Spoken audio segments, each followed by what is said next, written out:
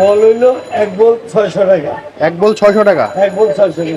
আচ্ছা, কয়জন খেতে পারবো এই বলে? এক বলে 5 জন ভরপুর। 5 জন ভরপুর? কি আমার মতো 5 জন? না আপনার আপনার মতো 5 জনে খাবে। জীবনও সম্ভব না। হ্যাঁ, আমি এক বল খেয়ে নিতে পারবো? না না না পারুম না। না। আচ্ছা আচ্ছা, খাসির কাচ্চি লাগে। আমার একটা জিনিস বলেন, আপনার তেহারি এখানে খাইলে প্লেট কত? তেহারি এখানে গেলে প্লেট 120 টাকা। 120 হাফ? 120 হাফ। আর ফুল 240? ফুল 240। আচ্ছা, আর খাসির কাচ্চি কত করে? বল হইলো 600 টাকা। আচ্ছা, বল হোক। আর খাসির?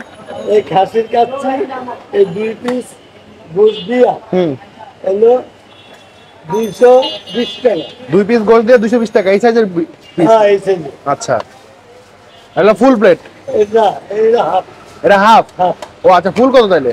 ফুল হইলো ডাবল। ডাবল? আচ্ছা বুঝছি। তখন কি মাংস 4 পিস?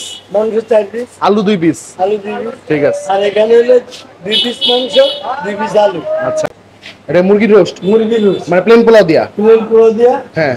1 পিস মুরগি, হ্যাঁ। হাফ রাইস সহ। হ্যাঁ। 130 টাকা। 130? 130। ওকে। আর তারপরে কি আছে আর? তারপরে আছে এই যে চাপ। এটা কি গরুর চাপ? গরুর চাপ। সাইজ দেখান। এই যে স্পেশাল। এখানে কাকা আনুমানিক কতটুকু মাংস আছে এটার মধ্যে? আনুমানিক 200 গ্রাম, মানে রান্না ছাড়াই মাংস সাইজ 200 গ্রাম। হ্যাঁ, এই যে দেখেন না। এই যে বুঝছি। এই যে হ্যাঁ, এটা সুন্দর সাইজ। ঠিক আছে। আর এটা কি? এটা হলো খাসির রেজালা, যেটা কোরমা করে। বুঝছি, খাসি কোরমা। এটা কেমনে বিক্রি করেন? এটা 2 পিস মাংস দিয়া। হ্যাঁ। আর প্লেন পোলাও দিয়া। হ্যাঁ। 220 টাকা। 220। আর এটা কি? আর এটা হলো গরুর ঝাল মাংস। ঝাল মাংস? 2 পিস মাংস। হ্যাঁ। 1 পিস আলু সুদ্ধা। হ্যাঁ। হলো 150 টাকা। 150 টাকা? 150 টাকা। আচ্ছা কাকা, আসসালামু আলাইকুম। ওয়ালাইকুম কেমন আসসালাম। আছেন কাকা? ইনশাআল্লাহ ভালো আছি। তো কাকা, আপনার এই দোকানটা কত সালে আপনি শুরু করছিলেন? আমি 1987 সালে 1987 সনে শুরু করছেন? আলহামদুলিল্লাহ। তো এখন কেমন চলে কাকা?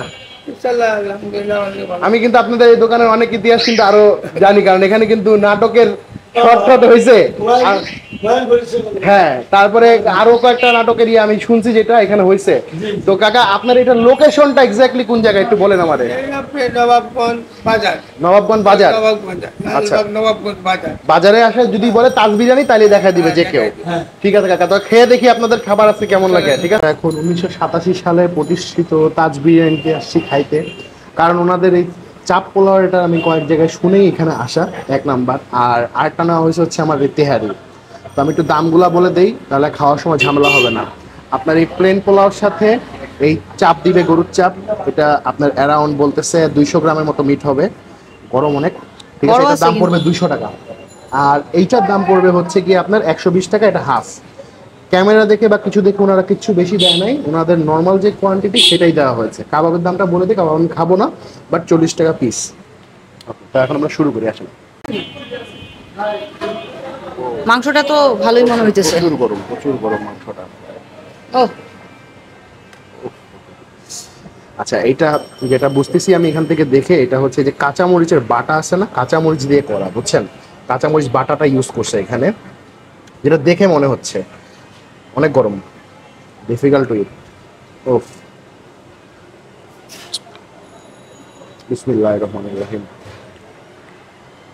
আহা, একটু ঝোল দিয়ে একটু খেয়ে দেখি। বিসমিল্লাহ। অসাধারণ। আর একটু মাংসটা নেই।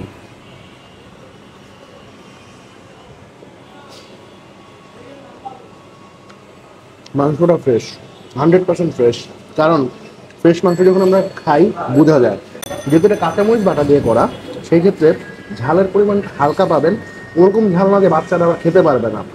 সো ট্রাইড অন ভালো। আর পোলাওর ব্যাপারটা যদি বলি, ওটা নর্মাল পোলাওর চাল যেটা, এটা দিয়ে করা, বাট ঝরঝরা, তেলের পরিমাণ যথেষ্ট কম আছে। একটা জিনিস তেহারির ব্যাপারে বলে নেই, মাংস এখানে যত দেখতেছেন, ডোন্ট এক্সপেক্ট দ্যাট মাচ। আমার কাছে মনে হয় না যে they will give it that much. এখন দিতে পারে, তবে আসলে ওই বিষয়ে কথা বলতে গেলে অনেক বিষয় আসে। বিসমিল্লাহ।